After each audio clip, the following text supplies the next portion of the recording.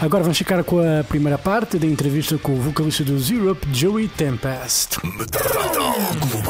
Hello. Hello, Joey. This is George. How are you? I'm all right. How you doing, mate? I'm good. Where are you now? I'm in London. In London? How's the weather? Well, it's been quite good the last few days, actually, so we're lucky. Yeah. First of all, Europe, 30 years, since the release of the first album. You guys played that show at the Sweden Rock Festival. Looking now at, the concert, how do you feel about it? Well, I remember walking off the stage and thinking, I'm happy it went well. I remember thinking that. And now looking back at the DVD, I realized that it was one of our better shows the recent years. So we were very excited about it. We knew it was a DVD recording. We knew it was going to be 30,000 people there. We knew that we were going to play a lot of songs. So we were very excited, and we are very lucky that it went well. The concert in itself went well. So looking back now, I'm proud of the concert, and it's the best live DVD we've released. So that makes me happy. Yeah. Did you guys you play like a show, longer than normal that you guys play? Yeah. Did you had a lot of rehearsals coming to it because since it was a special show for you guys had more preparation time for it? Yeah, we did prepare. We did about a week rehearsal in Stockholm, and we also rehearsed with the crew, and we talked a lot about the set list and changed it around, and so yeah, it was some preparations, definitely. Yeah. When it comes to the set list, I mean, you guys have so many hits, and since it was a special performance as well, you guys ended up playing some songs that you actually haven't played in a long time. How was it to go back? I know Paradise Bay, for instance, I don't think you guys have played that one since 1989 or something like that. How was it to go back, listen to that song that you haven't played in such a long time, and play it again? It was an amazing feeling, You stand on stage and looking at your friends, and you start thinking about memories, and it brings you back, makes you feel 18 years old again, and playing Paradise Bay, playing In the Future to Come, playing Prisons in Paradise, that we've never really played with John, I think, and I think it was those moments were great in the show. Yeah, you guys also had an acoustic set there at the performance. It was a way, just to kind of bring you guys closer to the audience in a way, because with electric performance, it's rock all the way, but with an acoustic performance, it's a more intimate kind of performance. Well, we love those moments. When we used to go to shows when we were kids, we went to see Scorpions, for instance. All of a sudden, they had this very nice slow ballad in the middle of the rock and roll set, and we really enjoyed it because the coolest thing about ballads and acoustic sets is the songs afterwards, when you can kick-start the concert again.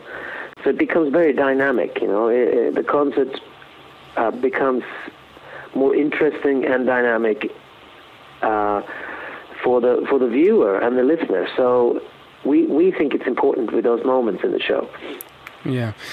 On this performance, you guys ended up having a couple of guests, Scott Gorham from Thin Lizzy and Michael Schenker, Michael Schenker Group, UFO, Scorpions as well. Why did you guys decide to invite them? I'm sure there were big influences on you guys. Very big influences. And we put together a list of people that we wanted to come, and they were on the list, and they also said yes immediately. Scott Gorham and Michael Schenker both are very happy to come and play, and it meant so much to us to have our heroes on stage with us. We really, really enjoyed it. Yeah. You guys, you are a big fan of Thin Lizzy. I was reading somewhere that, did you live in Ireland for a while? Yeah, sure. Well, what about in Ireland? I'm just curious because, Ireland is my second home. I'm Portuguese, but, for the last 10 years, I've been going to Ireland quite regularly. Yeah, sure. And I was just curious to know, where did you live and, I live in County Wicklow, close to Ashford, and by the coast, south of Dublin. And I was living there for maybe 4 or 5 years. I had a studio there, and I was writing a lot of my solo stuff in Ireland. And I enjoyed those years, you know. Yeah, Wicklow. I remember being in. I normally go to the south to Wexford, you know, in the coast as well. Sure. Yeah, and I went to Wicklow once for a hawk walk, you know, where they have like those, you know, hawks, howls, and all that. And Wicklow Mountains is just a wonderful place. I mean, the whole of Ireland, you know, it's a wonderful. It's amazing. I really like the Wicklow Mountains, and because I lived up there, and also close to Devil's Glen was a place that we used to go to, and I had some great years in Ireland. Yeah, one of the songs, you know, it's probably for you guys impossible to take off the set list. That's the Final Countdown. Yeah, you know how, you know, it's a humongous hit. You know, it's everybody knows the song, and for you guys, would be looking back at the song, it would be impossible for you guys to take it off the set list, wouldn't it? Yeah, I don't think it's a smart thing to do, because we actually enjoy it.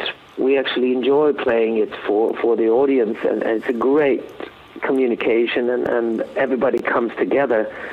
It was written for the show. I mean, that was made for a Europe show, and it belongs there. So we enjoy playing it, you know. Yeah. Do you remember how that song started when you guys wrote it? I mean, it's just trying to quickly go to the process of songwriting. When you guys wrote the song, you remember the first steps, and you guys imagine that the song would become such a hit back in the day? Not really. We thought it was a unique track. We thought it was slightly different, and we thought it was special. But to us, it was also just an album track. But I had this idea from when I was in college that I wrote on the keyboard, just the riff, the main riff. And when we recorded the third album, we wanted to have a show opener. And I had this idea, and we built the song around that hook, and it became the opener song for the album, and also the opener song for Final Countdown tour. And that's the idea with it. It was made to build expectations and to make people excited, you know. Yeah. Nowadays, you guys leave that to the end, because it's back in the day was a good show opener, was a great show opener, and now it's a great way to close a set. Yeah, it's fantastic to close the set with, and everybody, like I said, comes together, and it brings people together, you know. It's a good song like that.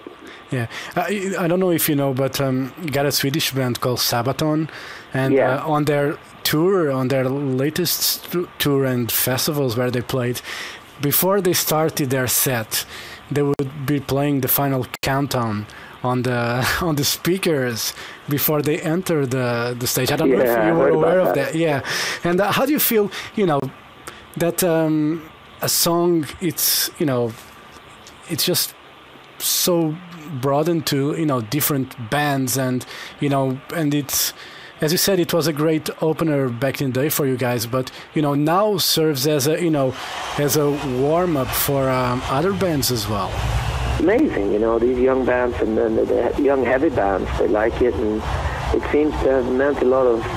Agora vamos para a segunda e última parte da entrevista com Joey Tempest, vocalista dos Europe. Metal Global. You guys have, as I said, you guys wrote so many hit songs, and is there a song that you absolutely love that you would like to have written? Oh, there's many good songs out there, There's some David Bowie songs that I thought was amazing. Space Oddity was the first single I bought. It inspired the lyrics for the Final Countdown. So there's a lot of David Bowie songs I wish I would have written. Life on Mars and Space Oddity and stuff like that. Well, when it comes to the live performance, you guys always, give it all when you are performing. But was there any moment, embarrassing moment on stage that the thing didn't go according as planned? There's been many things over the years. You know, you get a power cut. We got a power cut in Asia when we played there, beginning of the 90s. We continued playing in the dark, and there were some flashlights in the audience, and